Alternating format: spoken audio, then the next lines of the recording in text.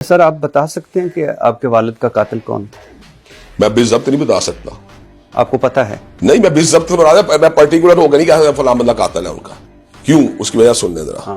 وہ ڈیموکریٹ بھی تھے, وہ ماشاء اللہ کے مخالف بھی تھے, وہ اسلامی نظام کے حامی بھی تھے. اس کے علاوہ ان کا روافد غالیہ کے بارے میں ان کے سخت نظریات بھی تھے.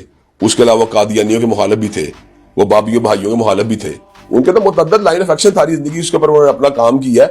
اس لیے بالضبط کس طرح بتا سکتا ہوں کہ فلاں بندوں کا قاتل. اس وقت تحقیقات ہوئی تھی؟ ہاں کئی تحقیقات کی گئی ہیں, لیکن سچی بات یہ کہ ہمیں اس مسئلے کا پوری طرح نہیں اویئرنیس حاصل کی ان کا کیا رزلٹ نکلا تھا.